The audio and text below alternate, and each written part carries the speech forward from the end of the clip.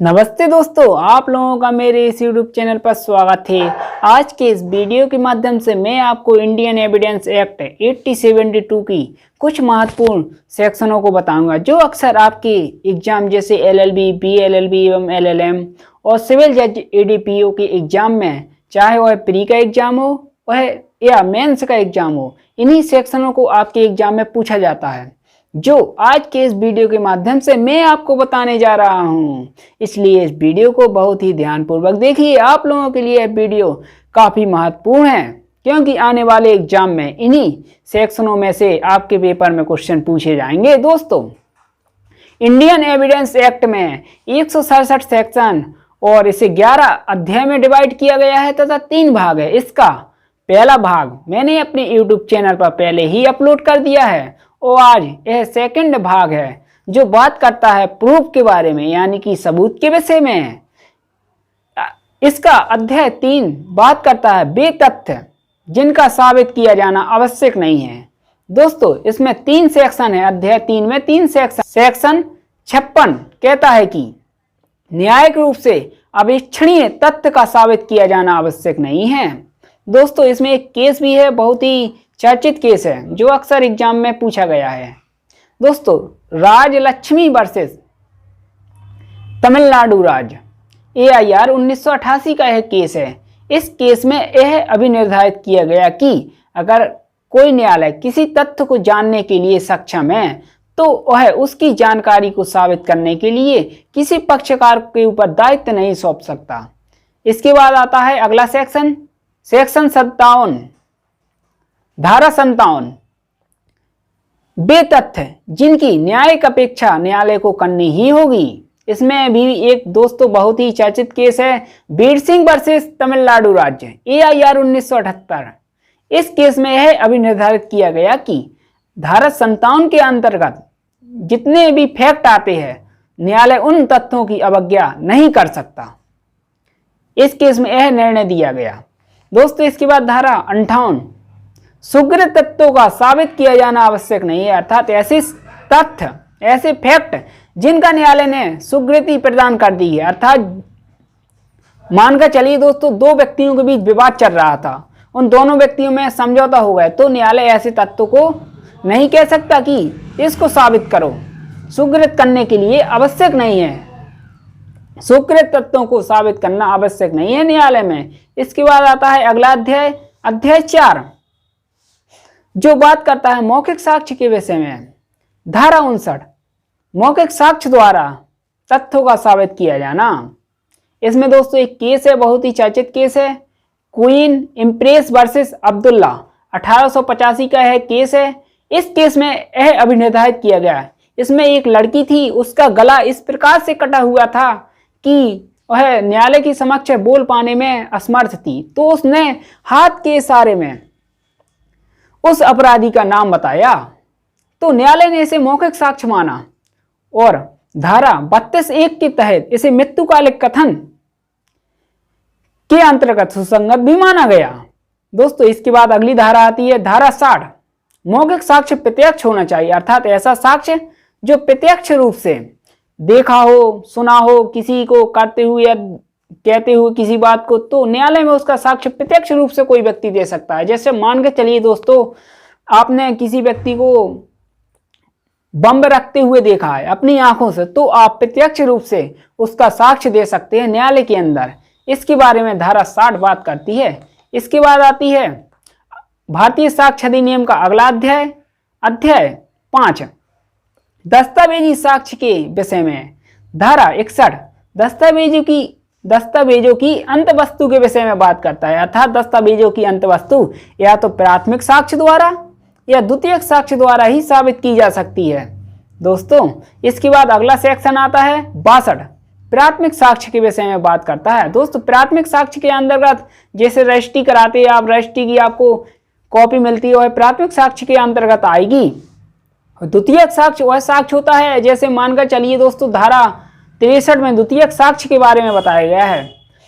द्वितीयक साक्ष्य जैसे मान के चलिए आपको अपनी मार्कशीट मिली, उसकी फोटोकॉपी कहीं लगाना है, तो मार्कशीट तो लगाओगे नहीं ओरिजिनल, उसकी फोटोकॉपी लगाओगे तो वह द्वितीयक साक्ष्य के अंतर्गत आएगी। इसके बाद दोस्तों आपको धारा 65A और 65B को भी आपको देख लेना है, बहुत ही महत्वपूर्ण धारा है। इसके बाद 66, 67, 68, 69, 70 आपको देख लेना है, खाली उतना डीप में जाकर नहीं पढ़ना है, क्योंकि आपके प्री के एग्जाम में पूछी जाएंगी इन धाराओं को, लेकिन मेंस में कभी लिखने के लिए नहीं पूछा जाता है दोस्तों। इसके बाद आती है अगली धारा, सबसे महत्वपूर्ण धारा है धारा 74, लोक दस्तावेजों के बारे में बात करती है, और धारा 75 प्राइवेट दस्तावेजों के बारे में बात करती है। फिर इसके बाद भारतीय साक्ष्य अधिनियम का अगला अध्याय आता है, अध्याय 6, दस्तावेजी साक्ष्य द्वारा मौखिक साक्ष्य के अभ्याजन के विषय में अध्याय 6 बात करता है। इसमें धारा 91 से लेकर 96 तक बहुत ही महत्वपूर्ण सेक्शन है, इसको आप बहुत ही डीप में जाकर पढ़ना। धारा 91 कहती है दस्तावेजों के रूप में लेखबद्ध संविदाओं तथा संपत्ति के अन्य बयानों के निबंधों का साक्ष्य। इसे आसान तथा सरल भाषा में समझते हैं, संविदा की शर्तों को केवल दस्तावेजी साक्ष्य द्वारा ही साबित किया जा सकता है, किसी अन्य साक्ष्य द्वारा नहीं। इसे एग्जाम्पल की तौर पर भी और अच्छे से समझ सकते हैं। मानकर चलिए एक नम्रता नाम की लड़की और अंकिता नाम की लड़की से 10,000 रुपये लेती है और दस्तावेजी साक्ष्य द्वारा करार करती है। दस्तावेज में लिख देती है कि 2022 तक मैं तुम्हारे रुपए चुका दूंगा, और बाद में यह करार मौखिक करार करती है कि नहीं, मैं अब तुम्हारे रुपए 2023 में चुकाऊंगी। तो वह अंकिता न्यायालय के समक्ष उसके खिलाफ मुकदमा दायर कर देती है। तो न्यायालय कहता है कि जहां दस्तावेजी साक्ष्य मौजूद है वहां मौखिक साक्ष्य मान्य नहीं होंगे। दोस्तों एक इसमें केस भी है, तिब्रू साई वर्सेस झुनझुनवाला, AIR 1967 का केस है। इसके अंदर एक मामला उठा, इसमें एक व्यक्ति था जिसने एक बच्चे को गोद लिया था। उसने एक दस्तावेज में लिखा, स्वयं दस्तावेज बनाया और लिख दिया कि मैंने इस बच्चे को यहाँ से लिया है, किसका बच्चा है, इसका नाम क्या है। तो जब उसको न्यायालय के समक्ष पेश किया गया तो न्यायालय ने इसे संविदा नहीं माना, कॉन्ट्रैक्ट नहीं माना, क्योंकि इस बच्चे को गोद लेना वह उस प्रकार की संविदा नहीं है। दोस्तों इसके बाद आती है धारा 92, मौखिक करार के साक्ष्य का अभ्याजन। इसे एग्जाम्पल के माध्यम से समझते हैं। मानकर चलिए अमित नाम का एक व्यक्ति है, उसने अपना मोबाइल अंकिता को बेचा है, दस्तावेज के माध्यम से करार कर दिया इतने रुपए का मोबाइल है, लेकिन उस दस्तावेज में यह नहीं लिखा कि मोबाइल कैसा है, मोबाइल सही है कि खराब है। तो इसका साक्ष्य दिया जा सकता है न्यायालय में, यह माना जाएगा कि मोबाइल सही कंडीशन में था जब तो उसने उसे बेचने का दस्तावेज के माध्यम से करार किया।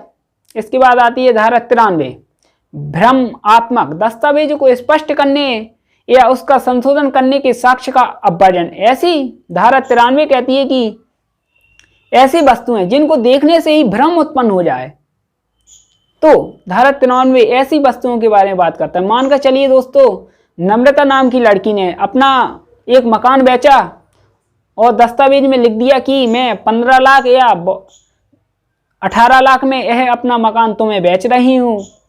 तो उसमें स्पष्ट नहीं किया गया है कि 15 लाख कि 18 लाख।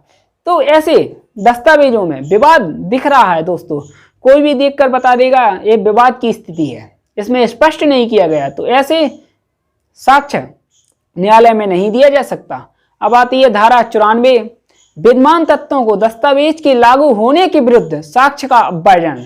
ऐसे तथ्य जिसमें दस्तावेज के माध्यम से हर बात स्पष्ट कर दी गई है, तो धारा 94 इसके बारे में बात करती है। इसके बाद आती है दोस्तों धारा 95, विद्यमान तथ्यों के संदर्भ में अर्थहीन दस्तावेजों के बारे में साक्ष्य। अर्थात ऐसे तथ्य जो विद्यमान तथ्यों के बारे में अर्थहीन है, अर्थात उनका साक्ष्य न्यायालय में दिया जा सकता है। मान के चलिए दोस्तों एग्जाम्पल के तौर पर इसे समझते हैं। अंकिता नाम की लड़की ने दिल्ली में अपना एक मकान खरीदा था, वह कहती है नम्रता नाम की लड़की से कि मैं अपना दिल्ली वाला मकान तुम्हें बेच रही हूँ। दस्तावेज के माध्यम से करार कर देती है, दस्तावेज लिख देती है मेरा यह मकान दिल्ली में है, इतने रुपए में तुम्हें बेच रही हूँ। लेकिन बाद में पता चलता है वह मकान दिल्ली में नहीं है, वह तो नोएडा में है। तो इसका साक्ष्य दिया जा सकता है दोस्तों न्यायालय में, क्योंकि दिल्ली और नोएडा आपस में इतने सटे हुए हैं कि जो अंकिता थी वो समझ रही थी मेरा मकान दिल्ली में है लेकिन वह नोएडा में है। तो इसमें यह साबित किया जा सकता है जो दिल्ली वाला मकान था, मैंने वह नोएडा जो मैं समझ रही थी वह मकान दिल्ली में है, लेकिन वह नोएडा में था, तो मैंने नोएडा वाला मकान ही बेचा है। धारा 96 उस भाषा के लागू होने के बारे में साक्ष्य जो कई व्यक्तियों में से केवल एक व्यक्ति को लागू होती है।